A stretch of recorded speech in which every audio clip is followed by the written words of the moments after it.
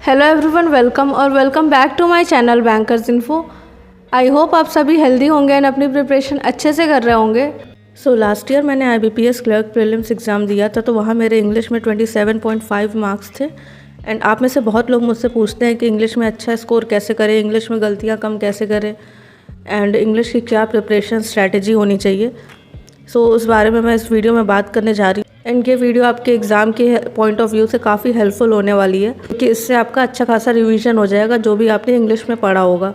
इस वीडियो में मैं आपको एक ही ट्रिक बताऊंगी। मैं आपको मल्टीपल सोर्सेज फॉलो करने को नहीं बोलूँगी, ये चीज़ कर लो वो चीज़ कर लो, ऐसा कुछ नहीं बताने वाली हूँ। बस एक पॉइंट बताऊँगी, क्योंकि मैं 2 साल से प्रिपरेशन कर रही हूँ एंड मुझे कुछ चीज़ें समझ में आई हैं जो इंग्लिश को स्ट्रॉन्ग करने में काफ़ी हेल्पफुल होती हैं। जो है वो मैं इस मॉक के थ्रू एक्सप्लेन करूँगी। जैसे ये मेरा एक IBPS क्लर्क का प्रीलिम्स का मॉक है। यहाँ पर मैंने 2 गलत किए हैं, 2 क्वेश्चन छोड़े हैं। यहाँ पे आप देख सकते हैं कि इसमें जो टॉपिक्स आते हैं, प्रीलिम्स की सिर्फ मैं बात कर रही हूँ, मेंस के बारे में नहीं बात कर रही हूँ। तो जो भी टॉपिक्स आते हैं, जैसे एक सेंटेंस रीअरेंजमेंट का टॉपिक है, फिल इन द ब्लैंक्स का टॉपिक है, फिर एरर डिटेक्शन के टॉपिक्स होते हैं, फिर होता है 1 वर्ड वाले क्वेश्चंस होते हैं, एक क्वेश्चन आता है पैसेज वाला। उसमें 9 क्वेश्चंस रहते हैं या 10 क्वेश्चंस रहते हैं, और उसको आप पैसेज पढ़ के आपको उसको आंसर करना रहता है। तो ये सारी चीज़ें आपको करने के लिए एक सिंपल सा ट्रिक है जो आपको इंग्लिश में सबसे ज़्यादा हेल्प करेगी, वो है रीडिंग। अगर आप रीडिंग कर रहे हैं तो आप देख सकते हैं कि ये जितने भी टॉपिक्स आपके प्रीलिम्स में आते हैं वो सारे कवर हो रहे हैं।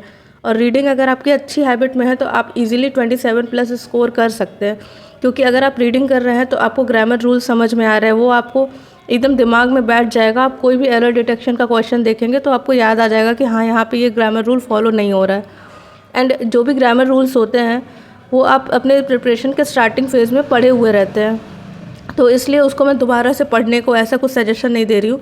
वो मैक्सिमम लोगों का पढ़ा हुआ रहता है, वो सबसे बेसिक चीज़ होता है जो प्रिपरेशन स्टार्ट करने में कोई करता है। तो अगर आप केवल उसको पढ़ रहे हैं, उसको यूज़ नहीं कर रहे हैं, अपने डेली लाइफ में कोई भी इंग्लिश में बात नहीं करता है, तो उसको आप यूटिलाइज़ कहाँ कर रहे हैं, यूज़ कहाँ कर रहे हैं, तो वो आप अपने रीडिंग हैबिट में ही यूज़ कर सकते हैं। अगर आप रीड कर रहे हैं तो वहाँ पर आपको समझ में आ रहा है कि मैंने ये ग्रामर रूल पढ़ा था एंड ये यहाँ पर फॉलो हुआ है। एंड प्रीलिम्स में जो भी क्वेश्चंस आते हैं वो बेसिक लेवल के होते हैं, बहुत ज़्यादा टफ नहीं होते हैं, तो उसमें कोई बहुत टफ ग्रामर रूल यूज़ नहीं होता है। तो आप जो नॉर्मल रीडिंग करोगे वो वहाँ पे आपको दिख जाएगा। इसके अलावा जो सेंटेंस रीअरेंजमेंट का क्वेश्चंस आते हैं, तो वो क्वेश्चंस भी अगर आप रीडिंग कर रहे हैं तो आपको समझ में आ जाएगा कि ये यहाँ पे होना चाहिए, वो अपने आप आपको दिमाग में हिट कर जाता है। एंड इसके अलावा अगर आप क्लोज टेस्ट देखें, तो अगर आपको रीडिंग की हैबिट है तो आपको क्लोज टेस्ट के भी क्वेश्चन है वो तुरंत आपके दिमाग में आएंगे कि हाँ, यहाँ पर ये चीज़ होनी चाहिए। जैसे ये क्वेश्चन है, यहाँ पे एक एरर डिटेक्शन का क्वेश्चन है। इसमें पहले पार्ट में ही एरर है, of the endlessly variety of, तो यहाँ पे एंडलेस होगा, एंडलेसली नहीं होगा। तो अगर आप रीडिंग कर रहे हैं तो आपको ये पॉइंट तुरंत समझ में आ जाएगा ये लाइन पढ़ते ही। तो ये बहुत ज़्यादा बेनिफिशियल होता है। अगर आप रीडिंग कर रहे हैं तो ये बेनिफिट्स आपको मिलती रहती हैं।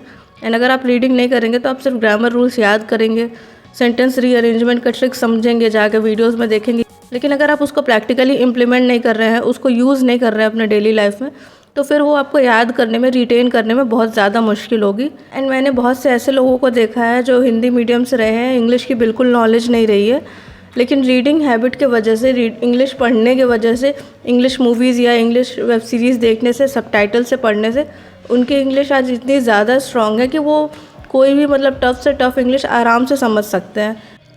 एंड ये सबसे ज़्यादा ज़रूरी मेंस में भी होता है। मेंस के लिए मैं अभी बात नहीं करूँगी, क्योंकि मेंस में कुछ चीज़ें और इम्पॉर्टेंट होती हैं जो ऐड ऑन करनी पड़ेंगी, लेकिन रीडिंग भी वहाँ बहुत वैल्यू करता है, क्योंकि वहाँ 2-3 पैसेजेस आ जाते हैं छोटे बड़े मिक्स करके।